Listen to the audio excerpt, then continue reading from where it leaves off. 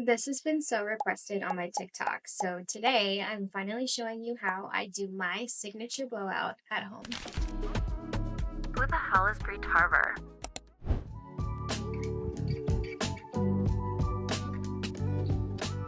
I'm going to take you through my entire blowout process and I'm going to show you exactly what I use to get something like this and this to last all week.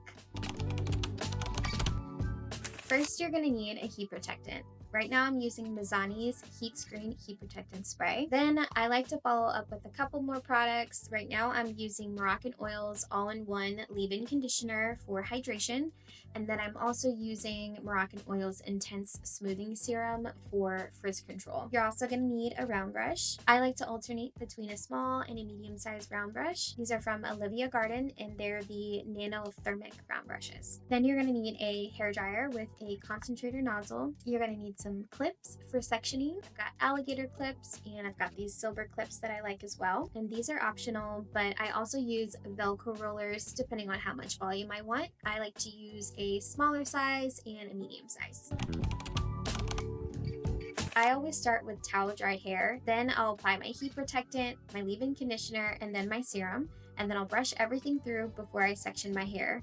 If you're like me and you also use multiple products and you're not sure what order to apply them, just keep in mind that you should always apply your products from thinnest to thickest. I have thick hair, so it's easier for me to work in smaller sections. When I section my hair, I'll usually section the crown area, my two front sides, and then I'll take the back and I'll split it into two. When I work through my hair, I usually work in layers, so I'll work from the bottom to the top and from back to front. The key to a smooth, bouncy blowout is all about tension and direction. I always start in the back of my head, taking a medium section of hair and wrapping it around the round brush to lock it in place. Then, using tension, I smooth out the roots, but not too much because we're not trying to yank our hair out. I like to think of the roots of my hair as a square. I make sure to hit each side of that square with the blow dryer, the top, the bottom, and both sides. Once the roots are dry, I work my way down the mid shaft to ends, keeping the brush and the blow dryer aligned the whole time. It's so important to aim the heat of the blow dryer down the cuticle. You always want to point the concentrator nozzle in the direction you want the hair to fall. Otherwise, you'll end up creating frizz. As you get to the ends, turn your brush in the direction you want your hair to finish. So roll it towards your face for a flip or under for a curve.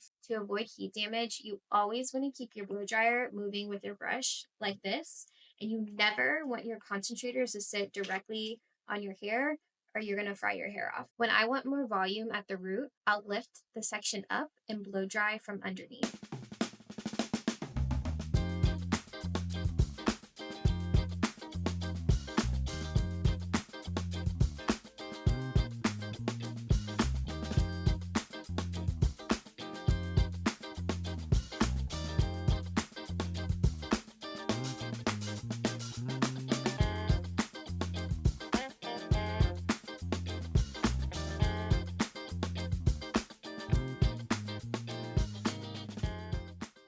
When I'm finished drying each section, I'll either pop in some Velcro rollers if I want a lot of volume, or I'll pin curl it away. Either way, I'll leave my hair pinned for at least 15 minutes or until my hair has completely cooled down.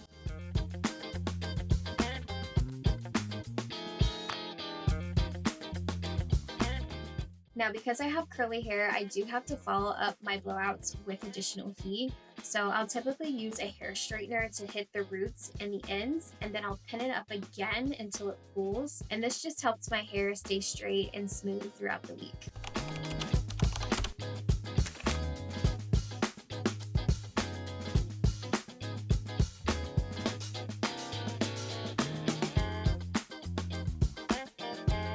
And this is the finished look.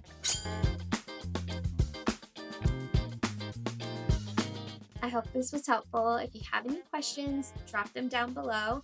And if you try this method at home, tag me in it. Thanks for watching, and I'll see you in the next video. I need an outro. Who the hell is Brie Tarver?